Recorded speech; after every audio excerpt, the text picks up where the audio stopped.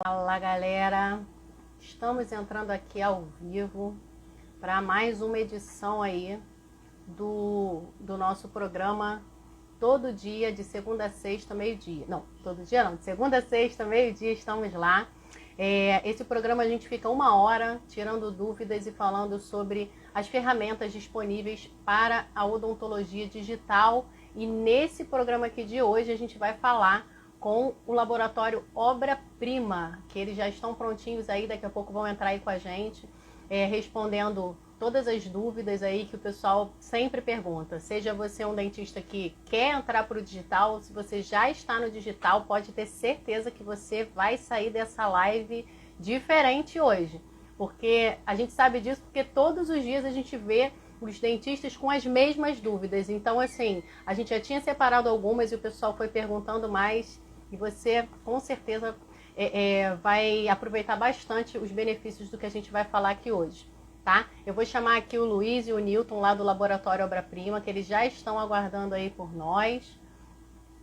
Você pergunta, quem quiser tirar alguma dúvida sobre odontologia digital, se tem alguma dúvida sobre essa parte do CAD/CAM, de tudo aí, eles vão estar aí prontos para responder a gente. Fala aí, Luiz, fala Newton, tudo bom? Tá me ouvindo bem Tudo aí? pronto. Sim, agora tá bem. Antes da gente entrar estava baixo, agora que a gente entrou aumentou. Aumentou, né? Eu também achei. Agora tá melhor mesmo o som. Newton, muita gente perguntando sobre o digital. E assim, dá vontade da gente ficar muito tempo falando, mas a gente teve que segmentar aí, né? E hoje estamos aí prontos para responder esse monte de dúvidas aí. Por que que você acha importante a gente falar sobre odontologia digital hoje? Só para a gente esquentar enquanto o pessoal está entrando. Aham. É, eu acho que sobretudo, né, o tema digital e a odontologia digital já é presente. Então, e é preciso verbalizar, é preciso explanar os benefícios, os caminhos para percorrer no caminho digital para ter o sucesso, para conseguir realmente extrair do digital, né, o que ele propõe a fazer, que é encurtar alguns caminhos, facilitar alguns passos e prever algum resultado final, né? Então, acho que a gente tem aí, na odontologia digital, essas vantagens de estar conseguindo vislumbrar o trabalho, acompanhar o trabalho, desde que seja lá, desde o planejamento até a entrega final, o trabalho, apesar de virtual, é meio paradoxo isso, mas ele é mais palpável, né? Porque Sim. antes, no modo tradicional, o dentista acaba mandando um modelo de gesso para a gente, embora tenha um planejamento, né? E que de 10 anos para cá, vamos dizer aí 15 anos, o Christian Postman veio com um DSD, que já era um planejamento digital para executar manualmente. Então, era um reverso, né? Começava no digital, no planejamento 3D, lá no planejamento num software. Não é um software, né? É um software do computador, né? Ou PowerPoint, ou o Keynote, para quem usa Mac, ele gostava mais de usar o Keynote. Então a gente já começava um digital lá atrás, mas que tinha que ser traduzido manualmente. E aí Sim. agora não, agora a gente consegue até linkar essas ferramentas e seguir um fluxo realmente digital. Então, acho Sim. que é importante de quanto mais a gente verbalizar isso e reverberar isso para a odontologia, para que as informações vão se completando, né, com outros colegas e com outras formas de executar esse digital também. Sim, eu lembro muito assim, há uns 5 anos atrás, quando começou essa questão, pelo menos na minha realidade aqui de clínica, de digital, assim, em relação aos alinhadores, né? Muitos ortodontistas no início ficaram resistentes a entrarem nessa parte de alinhadores e tal, porque não, isso não vai firmar. Hoje a gente vê que é um caminho sem volta. E muitos daqueles dentistas que há 5 anos atrás não entraram hoje, estão correndo atrás do tempo perdido. Eu sinto que isso acontece hoje em relação a todo dentista, que a pandemia empurrou todo mundo para o digital de uma forma que não tem mais como voltar atrás. Então, Eu acho que essa é a nossa função, é nos unirmos, né, para poder a gente passar para os dentistas que isso é um caminho sem volta mesmo, né? Não tem como mais voltar. Por mais que a gente não queira, tudo está no digital. O digital ele tem inúmeras vantagens, né? Então, assim, eu acredito que é importante todo mundo ficar, sabe, ciente de todas as ferramentas disponíveis, estar disposto a vencer as suas limitações, né? A ultrapassar, sair um pouquinho da sua zona de conforto, porque a gente vê muito dentista até bom clinicamente, mas que acaba ficando para trás em relação a outros, porque ele não conhece muito o fluxo digital, e aí isso também diferencia um pouco. Vocês veem essa mesma coisa que eu? Como é que está o mercado aí para vocês em relação a essa questão? A gente costuma falar nesses momentos que não tem ex-dentista digital. Então, isso já cria uma percepção nova, porque a gente hoje acaba sendo buscado, procurado por ser referência no digital. E acaba que está todo mundo começando. Quem está aí no digital mais de 5 anos é muito pouca, né? Muito poucos laboratórios que têm um período além disso. Então, com 5 anos, tu já tem uma curva bastante avançada.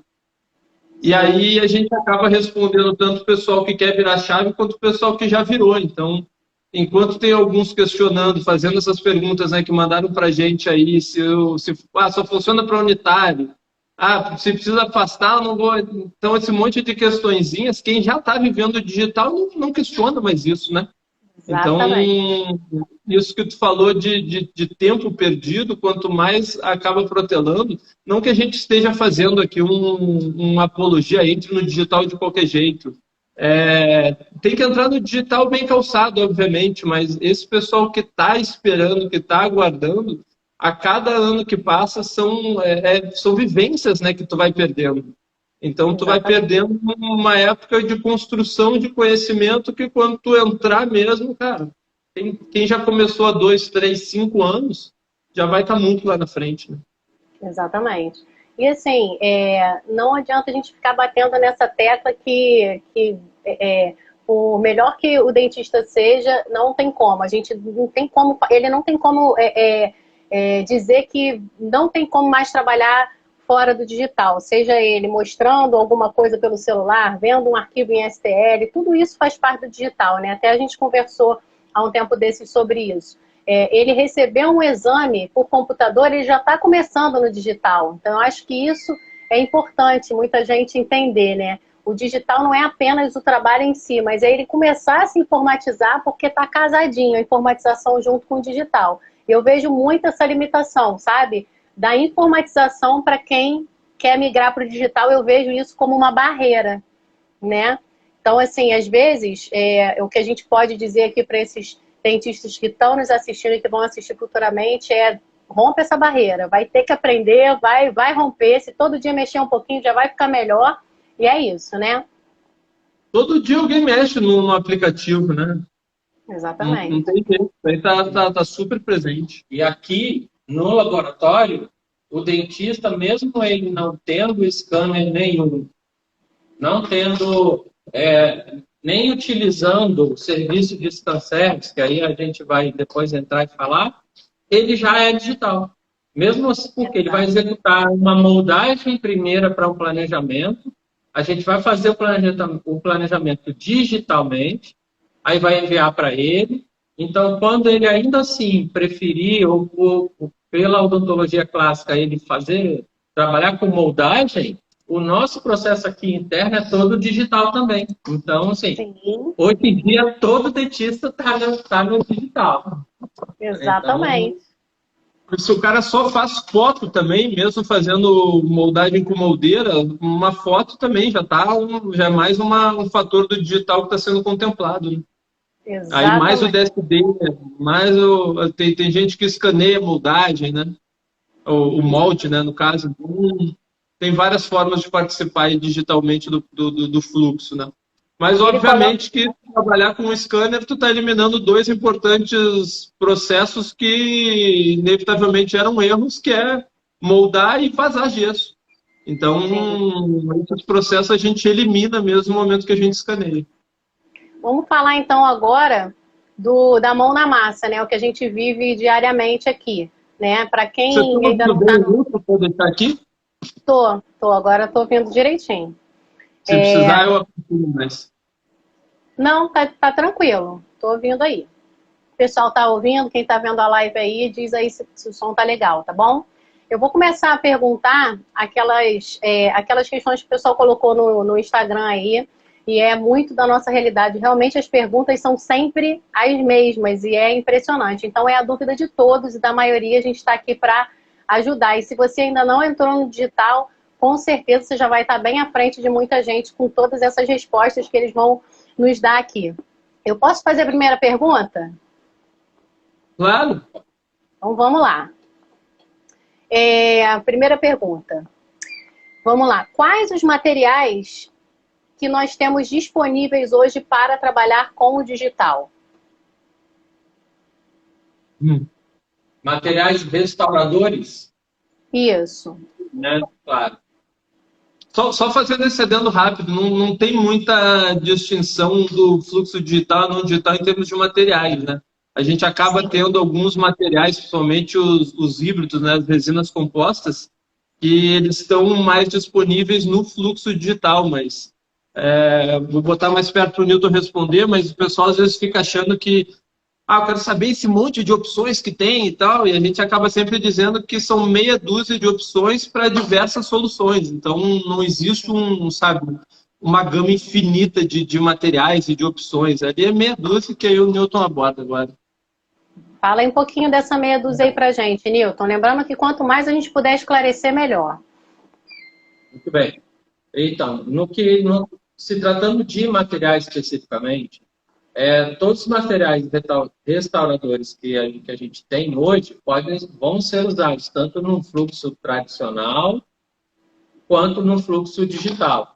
O que vai se beneficiar, né, eu posso dizer agora, afirmar que se a gente vai usar desde um provisório, vou citar um exemplo básico, um provisório feito no fluxo híbrido, como a gente chama, que começa no gesso, vai para o digital, ou que seja no fluxo full digital, que é todo digital, se a gente vai fazer um simples provisório no CAD/CAM, que é um provisório fresado na máquina, no CAD/CAM, a gente tem uma qualidade já muito superior de propriedade mecânica desse material do que um provisório feito no clássico laboratório, ou acrilizado, ou na técnica de panela, termopneumática. Então, a gente já começa a ter um ganho aí realmente de qualidade, desde uma confecção de um simples provisório, que aí a gente vai estar falando de um PMMA, que é um material que é compactado, fresado, então a gente vai ter um resultado muito mais agradável, muito mais estético, muito mais resistente. Então, partindo desse princípio, a gente vai utilizar de silicato de lítio, a gente vai usar zircônia, tem silicato de lítio também, a gente vai usar as cerâmicas feldspáticas reforçadas com leucitas para o CAD/CAM. Então, tem N marcas no mercado, tem os Vita Blocks, tem os Cerex Blocks, tem os blocos da Ivoclar, os Emprescad Multi, que é uma preferência nossa aqui de uso. Então, e até mesmo aí a gente vai poder fazer placas de bruxismo, que aí já não é restaurador, mas é um protetor, né, das restaurações e um protetor do mecanismo dentário, mecanismo bucal. Então, a gente tem toda essa gama, como o Luiz disse, são meia dúzia de opções para todas as soluções. Sim, ótimo. Em relação a termos de ajuste, né? Você está falando aí que a qualidade é melhor e tudo mais. E o ajuste? Existe ganho em relação a isso? Por exemplo, na hora de fazer a prova e ali a chance de encaixar, existe isso mesmo? Muita gente fala, a gente escaneia e normalmente o provisório já vai lá e encaixa, ou então o trabalho já vai lá e encaixa perfeitamente. Isso é verdade? É verdade. Isso, a gente tem esse ganho porque a gente acompanha. O Luiz vai falar de números, mas a gente aqui, proporcionalmente, em ajustes de trabalhos tradicionais. Eu não gosto muito da forma analógica. Falar trabalho analógico me lembra um pouco de relógio, não, Sim, não é muito. Eu prefiro falar o não digital ou tradicional, a odontologia tradicional. É que o digital já é tradicional para um monte de gente. Isso. exatamente. Então, a gente percebe aqui, a gente tem dados até internos, que a gente tem o trabalho da forma tradicional, ele é suscetível a um pouco mais de ajuste, embora ele tenha um controle muito grande, não são muitos ajustes, mas ele tem no índice nosso aqui um pouco mais de ajuste do que no índice no digital. Haja visto que a gente faz aqui muitos trabalhos sem imprimir modelo, porque alguns levantam esse gap, né? Porque a tecnologia digital é precisa, o scanner é muito preciso, mas a impressora tem já um gap de tantas micras, quando imprime o modelo tem tantas micras já de distorção, o modelo impresso na bancada, se ficar 2 dias, aí tem vários aí que apregoam que vai haver a distorção, então, enfim. O modelo é simplesmente, quando a gente também faz um modelo impresso, é para a gente ter também algo físico, ainda mais quando são múltiplos, né, múltiplas restaurações, a gente tem um conjunto, né? A gente tem como formar esse conjunto, olhar harmonicamente essa estética, fazer as caracterizações necessárias, mas ele é simplesmente isso. Por quê? O que é fiel é aquilo que foi desenhado e aquilo que foi escaneado, então a gente se baseia naquela adaptação. A gente não adapta a peça que saiu da fresadora no sentido de preparo adequado, fresagem adequada, a gente não precisa adaptar a peça que saiu da fresadora ao modelo impresso. Ela se encaixa automaticamente. O confecção precisa. Se por acaso há alguma ali distorção no modelo, essa distorção em boca não vai haver. Porque os materiais para modelo ainda também estão evoluindo, né? Mas no que diz respeito à precisão, a gente tem aqui um campo de prova vasto que a gente faz trabalho sem modelo, sem nada, chega na boca, pum, adapta perfeitamente. Os ajustes que são mínimos, Então diminui o tempo de cadeira. Então isso tudo tem que entrar também, né, na conta, né? Eu acho que isso é importante. A própria Angelone está aí, a gente é fã dela, ela disse que é nossa fã também, a gente acredita nisso. Mas ela falou aí já, como cliente do laboratório eu posso afirmar que não tem ajuste. Mas é o que a gente sempre fala, não querendo tirar o nosso mérito, mas é uma verdade até que o próprio Luiz Calixto, ele apregou, que ele fala que, velho, se o dentista foi lá, fez o preparo ideal, fez o afastamento ideal, escaneou de uma forma ideal, a gente tem obrigação de devolver nesse mesmo nível que o cara nos entregou. Então fica muito mais mérito, talvez, do laboratório a gente conseguir pegar um abacaxi e devolver um mamão com açúcar. Porque aí a gente teve ali que dar jeitinho aqui, ali, de repente acaba não perdendo um pouco da previsibilidade do digital. Então, nisso que tu comentou, né, uma comparação em termos de ajustes. O fluxo protético, o clínico laboratorial, no sentido de prótese, ele envolve processos e pessoas. Então, em termos de processos, a gente já entendeu que o digital, a gente eliminando moldeira, eliminando vazagem de gesso, a gente elimina 2 importantes processos que estão suscetíveis a erro. Então, o molde contrai, o gesso expande. Se tu não encontrar uma harmonia disso mesmo, tu não vai estar com o modelo fiel. Então, a gente elimina isso. Então, no momento em que a gente vai para um processo que gera menos erro nesse sentido, a gente vai para a parte das pessoas, então dos envolvidos. Então, se o dentista, clinicamente, ele faz a parte clínica de uma forma adequada, isso vai se potencializar dentro do digital. Então, a gente vê nessa curva que os dentistas estão entrando, aí tem até um caso clássico que a gente sempre comenta de um outro cliente nosso, que ele começou, já tem uns 2 anos no digital, e aí ele fala, cara, quanto mais eu capricho no meu preparo, mais bem adaptadas as peças ficam. Então, ele começa a entender que ele faz parte desse resultado e que a gente só reproduz o que a gente recebe, o registro que a gente recebe. Então, ó, em boca está assim, segue esse registro que está em boca, a gente vai fazer o que está ali. Então, só para finalizar essa parte, o que a gente tem de... O que a gente tem de números aqui, por exemplo, que a gente fez isso ano passado. A gente tem 5 vezes menos ajustes no digital. E aí, quando a gente tem... E aí, quando a gente vai levantar os ajustes que a gente tem no digital, acaba sendo muito mais em termos de cor, que a gente recebeu alguma informação ali que ou aqui não foi interpretada da forma correta, ou o próprio dentista acabou nos passando alguma cor que mudou alguma coisa nesse sentido. Mas, por via de regra, o digital ele nos dá resultados que o Nil estava falando, mais previsíveis. Então, a gente consegue... aqui sou eu que faço fotos ali. O Newton faz as obras-primas, eu acabo fazendo foto. Então, ali a gente já consegue consolidar isso, sabe? Ali a gente já consigo fazer uma montagem ali com a foto que eu tirei, com o desenho digital, com o que o cara mandou. Então, ali a gente já começa a ver que a coisa tá no eixo, sabe?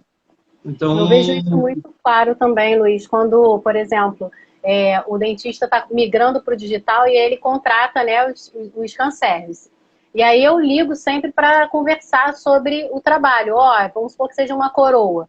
Já deixa o dentinho bem preparado, que a gente vai escanear. E quando eu chego, algumas vezes ele fala, não, já está tudo certo, o preparo está jóia. Quando a gente faz o primeiro escaneamento, aí a gente se dá conta. E ele também, muitas vezes, fala, caramba, não estava tão certo. Então, acaba que, como a moldagem, ela não te dá essa visão ampla, você não abre ali na tela, ali, de cara para o dentista ver, ele sempre acha que tá bom. E o protético resolvia, e aí tinha que voltar e provar, e dar errado, e testar novamente. Então, assim, é o que você falou. Quanto mais tempo o cara ficar no digital, melhor ele fica, porque ele tá vendo os mínimos detalhes, né? Os mínimos detalhes. A gente tem até algumas fotos, né, de alguns preparos que eu vou tentar mostrar aqui pelo celular. E aí vocês vão dando a opinião de vocês do que é a qualidade do preparo. Pode ser? Pode ser. O Aiter é um bom professor nesse sentido, né? Que ele magnifica ali. Então, quando o cara vê o preparo bom na tela, ele já diminui a nota, né? Como que por via de regra, ele diminui um pouquinho a nota quando ele é bom. Sabe o que eu acho muito bom? É você ter a opção de colocar em monocromático, porque até eu mesmo, quando vou olhar o preparo, olhando ali na boca do paciente, ele parece estar bom. E quando a gente escaneia, que eu coloco em monocromático, a gente vê coisas que com o olho, cara, muito difícil de ver. Lógico, com aquela lupa dá pra gente ver muito melhor. Mas só ali em olho, você fez o preparo, achou que tá bom, não é o suficiente. Muitas vezes é escaneando que a gente vê. O Marcelo é o que avalia aqui. Hoje ele vai viajar, hoje mais tarde ele não está aqui. Mas ele que sempre avalia e ele fala isso. Quando eu estou avaliando aqui um STL, muitas vezes eu tenho que buscar um monocromático para ver algum detalhe que eu não peguei no PLY. Então, quando ele consegue avaliar só no PLY e não precisa levar para o monocromático, não que seja uma regra, mas é que está adequado o escaneamento. Então, na parte colorida ali, né, só para não ficar falando também PLY, de repente o pessoal não está tão habituado aos nomes, mas quando ele aprova no colorido, já é porque já tem alguma coisa mais próxima do ideal, né? Ó, esse aqui é um PLY, ó. Tá dando para ver aí? Tá. Aí agora eu vou mostrar esse caso aqui no monocromático.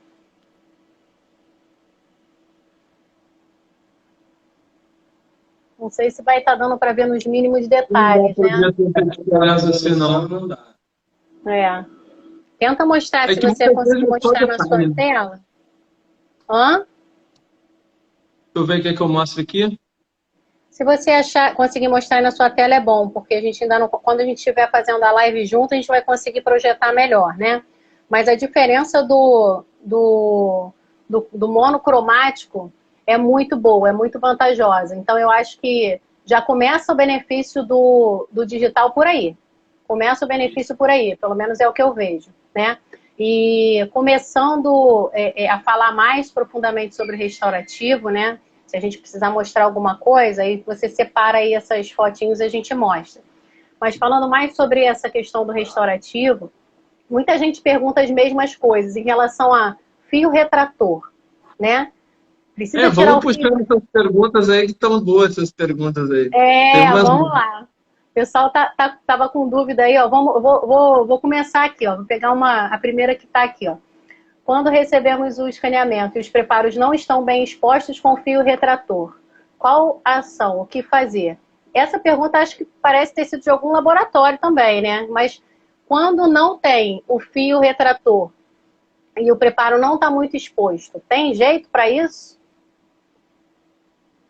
O jeitinho, né? Sempre apertando Marcelo e o Newton pro jeitinho. Só fazendo um adendo antes do Newton entrar nessa temática, o fio retrator ele não é uma demanda do fluxo digital. O fluxo retrator é uma demanda clínica. Então, Sim. Quando o dentista chega... Hoje a gente tem ouvido menos. Há uns 3 anos atrás a gente ouvia mais isso. Se eu vou ter que afastar e botar fio, não sei o que, eu vou moldar. Então molda, sabe? Mas isso não é uma demanda do digital, é uma demanda clínica. Então, em que momentos que precisa ter 1, 2, 3 fio mais grosso, fio mais fino, sabe? Tem que entender um pouco de fenótipo gengival, tem que entender a parte de afastamento, tem que entender questões do próprio escaneamento, a questão de sangue, questão de saliva. Então, por via de regra, a gente procura não tocar trabalho que não tenha um término exposto, que não tenha um preparo... que seja um preparo com muitas irregularidades, sabe? Que nesse STL aqui, até abri um aqui, ó. Mas é nesse STL aqui, tá conseguindo ver? Ah, tá joia. Não é um tão ideal, mas tu vê que ele tá com um preparo teoricamente bom, tem ali um afastamento, só que aí o que o Marcelo sempre fala também, não adianta só usar fio, né? Tu tem que usar o fio e ter um efetivo afastamento para gerar esse gap entre gengiva, fio e término ali. É aí que o scanner que tu vai gerar uma sombra ali, o scanner vai conseguir nos mostrar de forma clara onde que está o término, onde que realmente acaba a peça, né? Exato. E lembrando que o scanner, ele quando ele encontra fluido, né, como você estava falando, saliva ou sangue, ele não copia aquele pedaço, porque isso a gente não tem na moldagem. A moldagem, o leve ia lá, empurrava, não tinha essa interferência. Então, quando se trata de escaneamento, um grande diferencial é esse. A gengiva tem que estar ali saudável, cada fio retrator tem que estar ali com hemostático para evitar, né, qualquer tipo de sangramento, né? E eu acho que isso tudo é um novo conceito, mas que depois que você tem, eu chamo esse gapzinho, eu falo para os nossos clientes aqui, eu falei, ó, deixa aquela valinha para mim. Eu falo para deixar uma valinha, que é esse gapzinho, né? Aí, às vezes, ele já fala, ó, já deixei tudo prontinho. Eu falei, então tá bom. Então, assim, é importante entender que é diferente o que você precisa enxergar com o scanner, porque ele, quando for fazer lá a cópia, não adianta, ele não vai copiar se tiver saliva e fluido. E aí não tem como, né? Então, assim, são detalhes que fazem toda a diferença, né? E muitas vezes as pessoas têm a tendência a falar isso, eu já ouvi demais. Nossa, quando a gente está lá no curso de pós-graduação, a maioria dos alunos fala, nossa, eu prefiro moldar às vezes. Só que é porque é novo, tudo é novo. Porque o benefício que você tem com o digital... Com a moldagem, né? Pois é, quando ele aprendeu a moldar, com certeza não foi fácil também, né? Certamente jogou material para todos os cantos. Então, assim, tudo faz parte da curva de aprendizado de cada um. Então, se você estiver disposto a romper essa barreira, os benefícios são muito maiores. E aí eu vou entrar numa outra pergunta, aproveitando. Deixa eu só fazer um adendo nessa questão aí que é importante dessa curva de aprendizagem, da familiarização com a nova moldagem, né? O Newton até sempre fala isso, vamos manter o termo moldagem, porque tu está escaneando, mas é uma moldagem digital que tu está fazendo. Aí o que a gente sempre coloca para o dentista é, com a moldeira, tu demorou quanto tempo para se sentir seguro fazendo uma moldagem com moldeira? Aí normalmente fala, sei lá, com 1 ano, com 2 anos, outros falam, até hoje eu não me sinto seguro.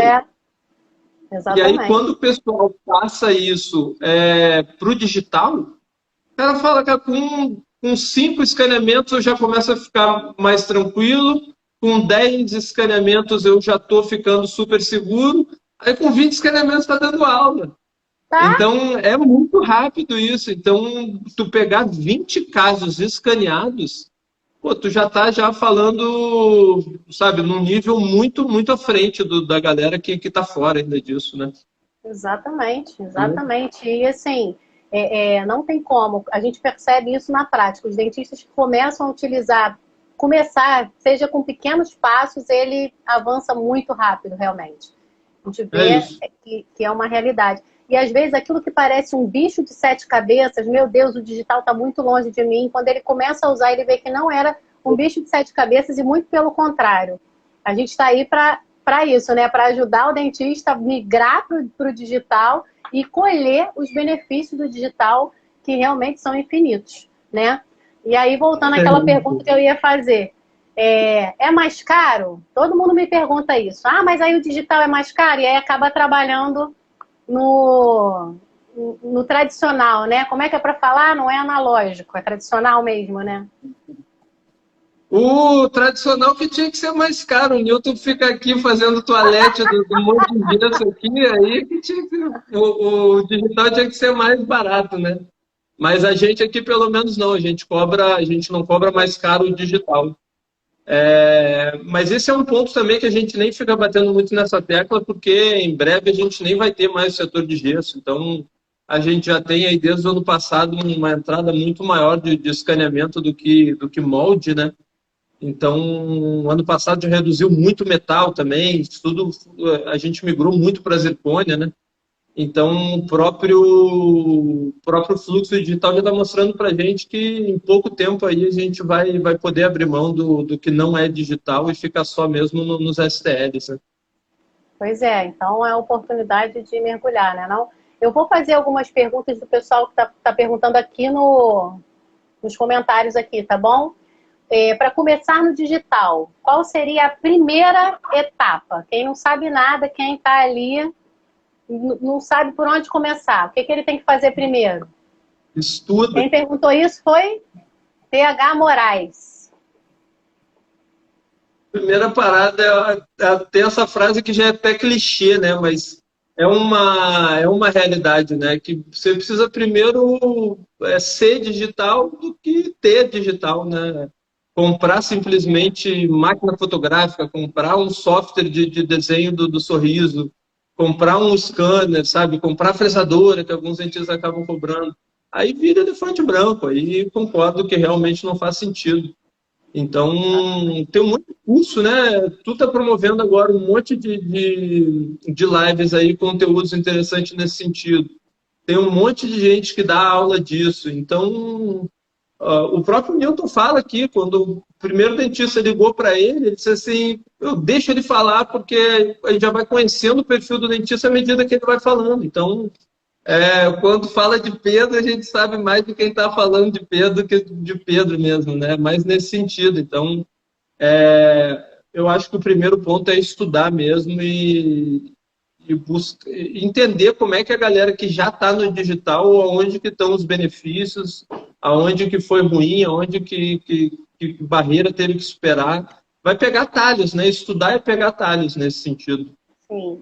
Eu, assim, você falou do... Contratando os canceros, isso já é um bom começo. Aí, se eu puder completar, a odontologia ela é clássica e tradicional. Então, os preparos, se essa pessoa que não é digital, não tem contato nenhum com o mundo do scanner ainda, mas pratica uma boa odontologia, entende o conceito de um preparo biomecanicamente executado, de o conceito de uma moldagem, aquele valinho lá que você falou, lá na moldagem tradicional, ele se traduz naquela pestana que a gente vê do silicone todo ao redor do preparo. Então, se aquela pestana ela é grossa, ela tá dobrada, a gente já percebe que não ficou uma moldagem tão invaginada no sulco gengival. Agora, se aquela pestana está fininha, ela demonstra que ela conseguiu copiar aquela margenzinha ali logo abaixo do preparo também.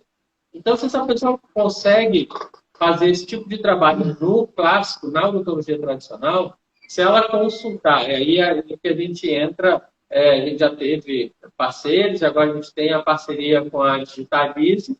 Então, se ela consegue contratar esse serviço só da parte de substituir a moldagem clássica pelo escaneamento, ela já está ganhando. Então, já vai ganhar em precisão, já vai ganhar em agilidade, já vai ganhar uma série de benefícios. Então, essa é uma porta de entrada, eu acho que o ScanCert é a porta de entrada para a auditoria digital dos consultórios, né? Eu acho que é por aí. Para o restaurativo, né?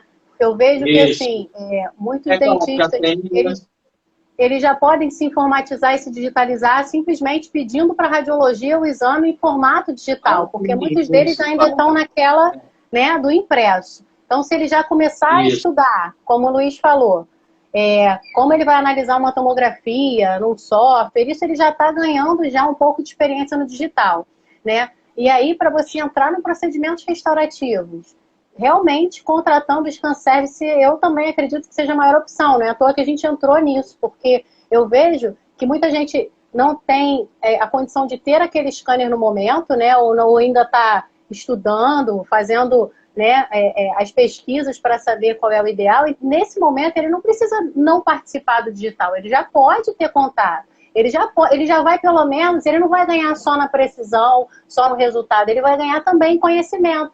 Ele já vai saber, teve um cliente que a gente atendeu que foi a primeira vez dele, né? Que é aquele que eu comentei. Quando eu falei, ó, deixa o preparo direitinho. Quando chegou lá que eu escaneei, o preparo não estava tão direitinho quanto ele imaginou. E aí ele já falou, caramba, então eu já sei que para o próximo eu já preciso fazer isso. Então ele não tem o scanner, mas ele já está no digital. Certamente vai melhorar a adaptação das peças dele, né? Exatamente. E aí depois o cliente sempre liga para mim, caramba, ficou muito bom, o trabalho encaixou perfeitamente. Então a gente vê no dia a dia o quanto que é vantajoso ele simplesmente entrar, entender como é que a gente escaneia, como é que ele como é que a gente vai encaminhar isso para o laboratório, o que ele precisa. Hoje eu recebi um pedido de um cliente para fazer escaneamento sobre implante. Aí ele perguntou, utiliza o transfer? Não, é o Scambore. Então, assim, muitas dúvidas ele já vai cortar, simplesmente tendo a possibilidade de estar trabalhando no digital com parceiros, né? E aí, sim, aquela curva de aprendizado vai acontecendo até o momento que ele vai, cara, eu quero isso para mim aqui todo dia, para todos os meus pacientes, e ele já vai ter o conhecimento necessário para conseguir transferir aquele fluxo dele em dinheiro, né, em capital para ele mesmo, né, trazer retorno financeiro. Porque se ele investe agora, até ele aprender a mexer, até ele aprender a fazer tudo, leva um tempo. A gente sabe que leva um tempo, né? Então eu acho que essa é uma grande vantagem também, né? Vai depender de cada perfil, né? A gente tem aqui clientes que, de tanto ficar ouvindo esse discurso todo, então vou comprar logo isso. Alguns até já são mais extremistas, já falam, já joguei as moldeiras todas fora, agora é só escaneamento e tal. E, cara, vai ter ali os percalços, mas por via de regra vai acelerar. A Angelone falou agora aí, sai da bolha da moldagem, sabe? Mergulha de cabeça. Quanto mais mergulhar de cabeça, mais erros vão acontecer e mais superações vão acabar acontecendo. Então, é isso. Não dá para comprar tudo, se descapitalizar e achar que vai até suprir uma inabilidade clínica. Não, a gente viu exatamente o contrário, que o degrau é muito maior para dentistas que acabam não tendo uma qualidade clínica tão próxima do ideal. Então, acabam vendo que no digital tem menos jeitinho, entendeu? Aquela coisa, pô, laboratório, dá para dar um jeitinho? Não dá para dizer que não dá, né, para dar jeitinho no digital. Vez ou outra dá, mas tem que ver em que nível que tu está dando jeitinho, que tu acaba perdendo a previsibilidade do digital. Então, quando tu começa a andar no escuro, aí tu tá saindo dessa grande benesse, né, que também já é clichê, essa coisa da previsibilidade. Mas é o que nos garante, é a grande benesse do digital. Então, quanto clinicamente mais ideal tiver o trabalho que a gente receber, é mais fácil da gente ter um resultado assertivo, e disso daí que a Angelone também falou, sabe? A Angelone mora lá em Itajaí, ela tem um Aitero. Então, dá aula dessa parte toda clínica. Então, ela já é fera, já sabe, por natureza, já, digamos assim. E aí ela manda o trabalho para a gente, escaneia em Itajaí, a gente recebe aqui, manda lá para ela e, cara, ela cimenta e fica, sabe, sempre num deslumbre máximo, assim, felizona com os resultados. Mas é isso que a gente fala, não tendo Ó, o Calixto entrou aí, ó, que fala sempre isso, que é como se fosse uma obrigação do laboratório manter redondo quando recebe redondo. Então, hoje, os dentistas que a gente tem uma parceria cada vez mais forte, normalmente são esses que, cara, o cara fez um trabalho clínico muito bom e aí a gente devolveu restaurações, sabe, muito boas, porque o trabalho veio redondo.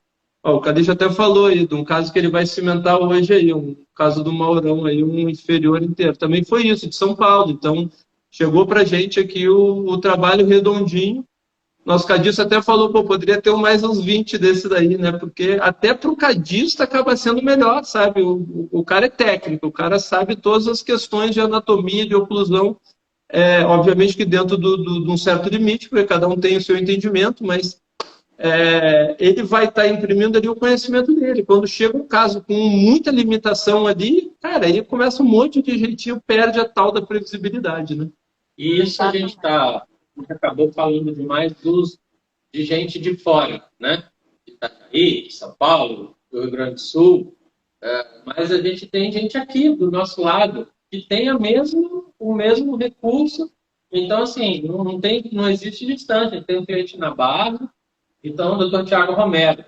Então, o que chega de escaneamento dele aqui, o que a gente executa com facilidade e com praticidade, com a previsibilidade, volta a dizer de novo, seguindo o planejamento já feito, chega lá para ele, cimenta. Então, ajuste, no caso, é ajuste zero.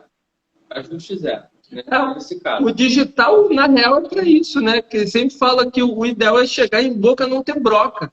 Então, quanto mais redondo for em todas as etapas, o resultado que a gente quer é isso, chegar em boca. Obviamente, tiver uma broca aqui e ali, mas sabe, se não tiver nenhuma, como tem muitos casos assim, acho que esse que é o cenário que a gente quer, né? Que é o que todo mundo quer. Exatamente. E realmente faz toda a diferença. Vamos lá, falando de preparo, precisa estar polido? Pergunta aí bem técnica. O preparo precisa estar polido para escanear? Polido, mas não ilustrado. Esse termo polido, esse termo polido é relativo, né? O termo de polido é relativo. O preparo tem que estar liso, né? O ideal é um preparo liso. A técnica de cada operador, ou é com broca multilaminada, né? É com multiplicador, né? Com motores multiplicador, com broca de 12, 36, enfim, broca multilaminada. Tem gente que gosta de passar borracha, lentilha, passar borracha nos preparos. Aí a odontologia mostra outro caminho que não seria tão interessante, mas aí é uma parte clínica que cada profissional clínico deve eleger, eu acho que uma conduta sobre cada preparo, sobre cada remanescente, né?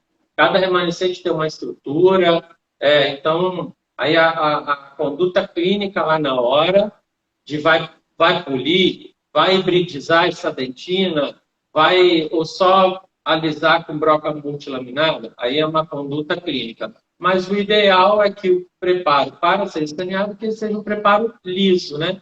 Que ele seja um preparo sem ângulos obtusos e ângulos muito de 90 graus e que seja o mais liso possível. Então, isso aí vai propiciar tanto o escaneamento e vai propiciar lá na frente a fresagem dessas peças.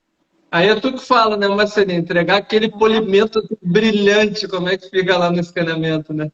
Não é? Aí não dá. Aí o scanner briga com a gente. Fala que o polimento é tu tirar as irregularidades, né? Não é para dar brilho, né? Não é para ficar aquela coisa que vai atrapalhar o próprio escaneamento ali. O que o tu falou, tirar as irregularidades, deixar ele liso, vai facilitar a pigmentação do dentista. Sim, sim. E dá para ser digital em todos os casos? O que vocês acham aí? Dá. Depende do dentista. Tá. Olha lá, hein? Não, sejam mais específicos. médicos, por exemplo. Prótese total, tá? Que é uma área que muita gente fala. Como é que a gente vai ser digital aí na prótese total? Devolvendo dimensão vertical aí do paciente, tudo aquilo. Vamos falar sobre isso?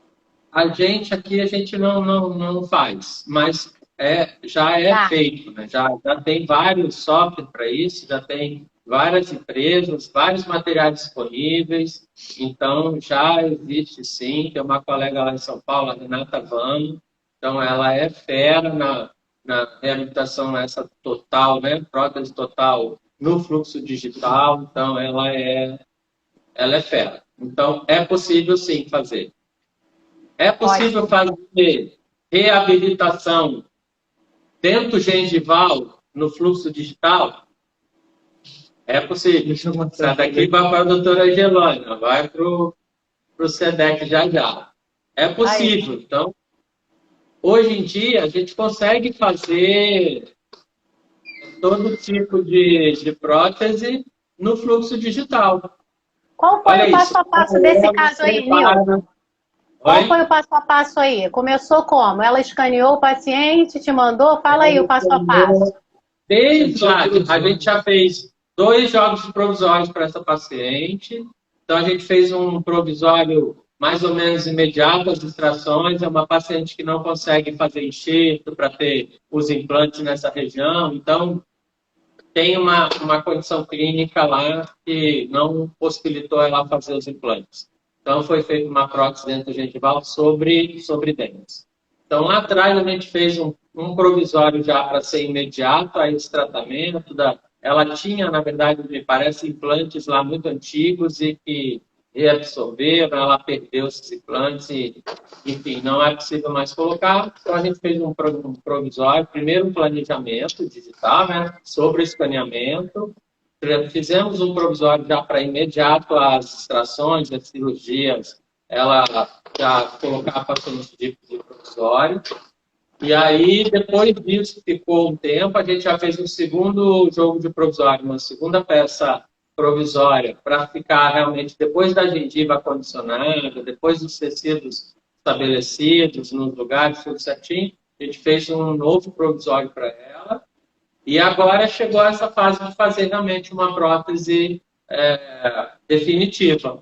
Então, a gente fez uma prótese dentro gengival, zircônia, com a estratificação de cerâmica e com a estratificação da gengiva. Então, é um trabalho complexo, executado pelo fluxo digital. Isso. Teve até uma pessoa que comentou aí, eu me emociono. Chega a dar emoção, né? Quando o trabalho chega... Ela é a dona do trabalho. Não, é legal porque a Angelone ela é fã da coisa, ela ama, sabe? Ela vibra com os resultados, aí ela faz toda a parte dela. Aí é interessante que ela tem esse perfil, né? Ela faz o trabalho dela bem feito, mas quer sempre ver se tem algum feedback aqui ou ali que quer melhorar sempre, né? Então é legal também esse tipo de parceria, assim como tem diversos outros também que são apaixonados também. O próprio Thiago Romero, que o Newton falou, né? A gente sempre brinca, né, com ele que a gente sabe que aqui a gente é laboratório, a gente não está na boca do paciente para saber as dificuldades que o dentista tem. Então, a gente sabe que vez ou outra pode ser que venha um trabalho que não está tão ideal. Só que o Romero não sabe disso. Então, tem dentistas que conseguem sempre mandar um trabalho dentro do ideal. Então, a gente sabe que tem dificuldades em boca, mas o cara consegue trazer isso para o que a gente realmente precisa para ter um trabalho redondo, sabe? Então, isso é bem satisfatório em termos de parceria, a gente receber trabalhos sempre redondos, né, para serem executados. Tem uma pergunta aqui. Costuma aparecer para vocês enceramento inferior total sem aumento de dimensão? Exemplo, somente para faceta? O Danilo está perguntando. Aparece, na verdade, não é todo paciente que vai reabilitar que precisa aumentar a dimensão. Né? Não significa que o paciente... eu sou técnico em prótese, né? Mas o que a gente aprende durante a nossa trajetória e no convívio com a reabilitação. Não significa que o paciente por algum motivo, desgastou os dentes, né? Perdeu o tamanho do dente, mas não perdeu a dimensão. A dimensão ela está lá estabelecida, mas a gente vai restaurar o que foi perdido. Então, não precisa se aumentar sempre a dimensão vertical. A dimensão vertical não precisa ser sempre aumentada quando vai se fazer uma reabilitação. Né? Há estudos para saber se essa pessoa perdeu essa dimensão, se essa dimensão foi perdida realmente. Então, Sim. há casos que a gente faz simplesmente um enceramento para repor as estruturas perdidas dentais, mas sem necessariamente precisar aumentar a dimensão. Mas por via de regra tem. Respondido aí, Danilo? Coloca aí pra gente. Então, assim, em relação a uma pergunta aí sobre o trabalho fresado, fresa fino mesmo? Outra pergunta que o pessoal botou aí. Fresa fino mesmo? Isso daí é legal porque às vezes o dentista pergunta isso, questionando se a fresadora tem capacidade de fresar fino. Então, o que a gente sempre coloca? A gente precisa entender qual que é a limitação dentro desse processo. Então, na fresadora ali, a gente tem mais de uma marca de fresadora. Então, elas têm diferentes diâmetros de broca. Algumas são bem finas. Então, se a gente botar ali para fresar 0,2, 0,3, sabe? A máquina vai fresar.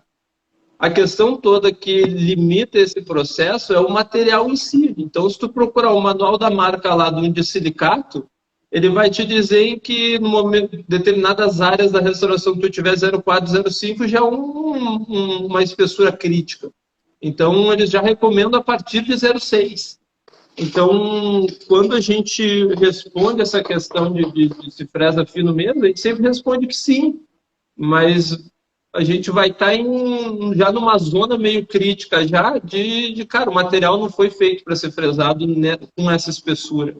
Então, acaba tendo que obedecer às limitações do processo, que nesse caso é o material em si. Mas fresa fino, sim.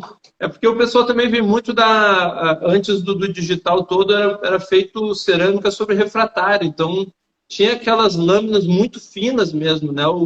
Talvez até conceitualmente seja aí a lente de contato, né? Que tu faz 0,2, 0,1, dependendo da área da restauração, mas por via de regra não é que a máquina não faça, né? A gente vai obedecer ali a limitação do material e depois o Newton aqui na mão ali, ele vai dando aquele desgaste para deixar na espessura desejável, enfim. Mas não é pela limitação da máquina. Quem quiser saber mais ainda sobre todo o processo do início ao fim, vem curso por aí, né? Isso aí. A gente vai estar já fazendo jabá. Do Monte Alto a gente vai fazer aqui em abril, dia 11 de abril, e que a gente vai também abordar esses processos clínicos. Mas calma que antes vai ser só para os clientes do LOP, depois que a gente vai divulgar nas redes. Então, galera, começa a ser cliente aí, já vamos entrando para o digital, que vocês vão chegar aí na frente de muita gente. Não é isso? Mais alguém quer fazer alguma pergunta que está aí na live? Vou dar uma conferida aqui nessas... Vocês querem falar mais alguma coisa, Nilton, que vocês acham importante aí o pessoal que está ainda com esse receio, ainda, né? O que você tem a dizer aí para o pessoal perder o medo, botar o pé na água e entrar? Só tem receio quem não está no meio. Ah, eu gostei dessa, é verdade.